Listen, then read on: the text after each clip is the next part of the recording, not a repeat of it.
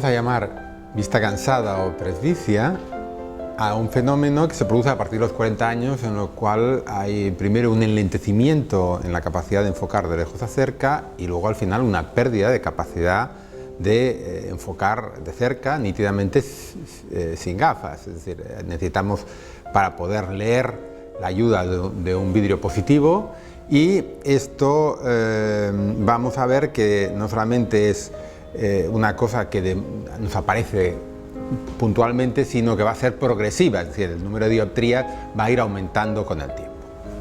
A partir de los 40 años se produce una disarmonía entre el crecimiento del ojo, que deja de crecer, y una estructura interna del ojo que se llama el cristalino, que es como una lente especial que nos permitía enfocar a diferentes distancias antes de esa edad.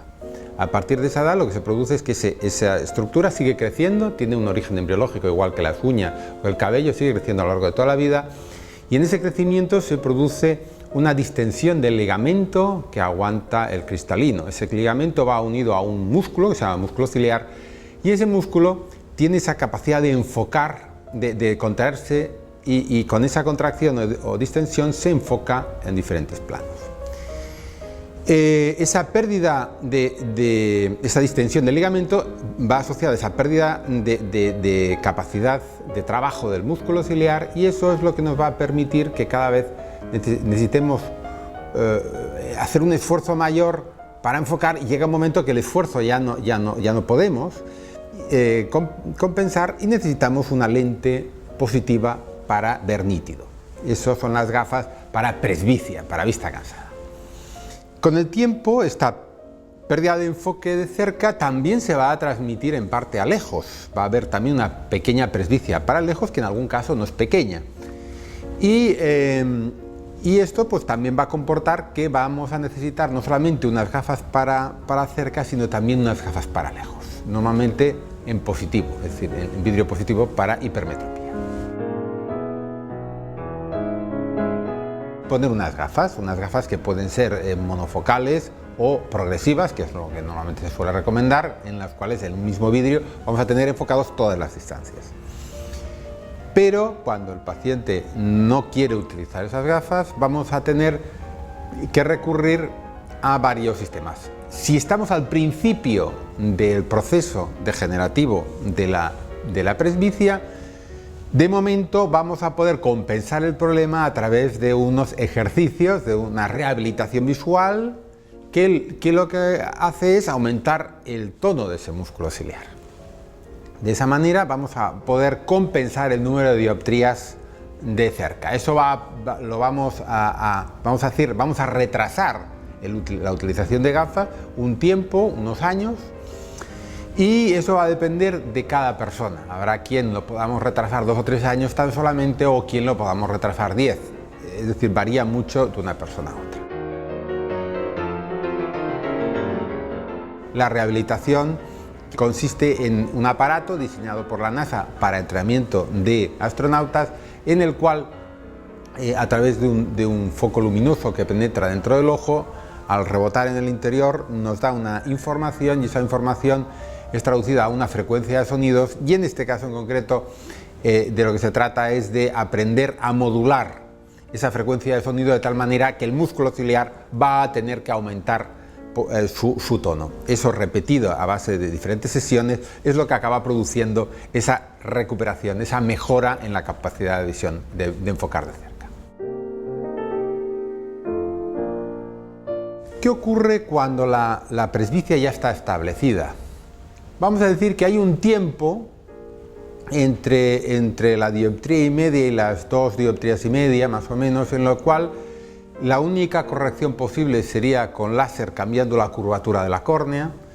Nosotros de entrada no somos muy partidarios de este método, puesto que es un método de una resolución óptica transitoria, y aconsejamos al paciente esperar un tiempo utilizando gafas, y cuando la presbicia ya tiene tiene una entidad importante, es decir, a partir de las 2 dioptrías y media, se plantea un acto quirúrgico definitivo. La operación va a consistir en un recambio del cristalino, por lo tanto es como una operación de cataratas, pero sin cataratas.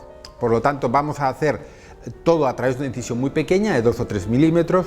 Introduciremos un instrumento que lleva ultrasonidos, que lo que va a hacer es romper las proteínas del cristalino, vamos a aspirar esas proteínas, vamos a poder reabsorber el contenido del cristalino, vamos a mantener la cápsula del cristalino y al final de la cirugía lo que vamos a hacer es inyectar un cristalino artificial transparente, calculado previamente para que las dioptrías sean cero, resultante de lejos y de media distancia, también compensando cualquier tipo de ametropía complementaria, por ejemplo miopías o astigmatismos que pudiera tener la persona, dejando el ojo a cero dioptrías de lejos y de media distancia.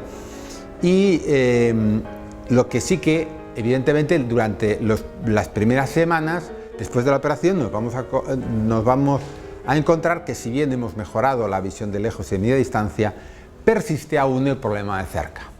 Ese problema de cerca lo vamos a tener que mejorar a través de la rehabilitación visual, que solamente se va a poder hacer cuando hemos hecho previamente la cirugía de cataratas. Es decir, sin ella no vamos a poder mejorar la visión. La rehabilitación básicamente va a ser de la misma manera que la rehabilitación que hemos hecho que en una primera fase. La rehabilitación consiste también en un instrumento que introduce una luz dentro del ojo, de infrarroja, la rebota dentro del ojo. Eso nos da una información que le vamos a enseñar al paciente a controlar ese tipo de luz que rebota. En el aprendizaje lo que va a hacer es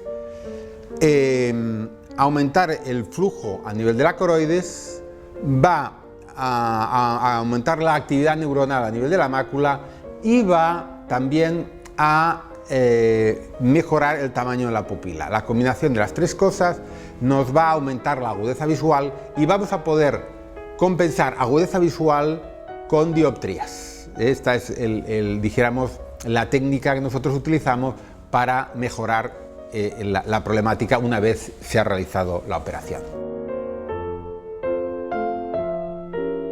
¿Cómo ve el paciente una vez después de operado y después de la rehabilitación visual?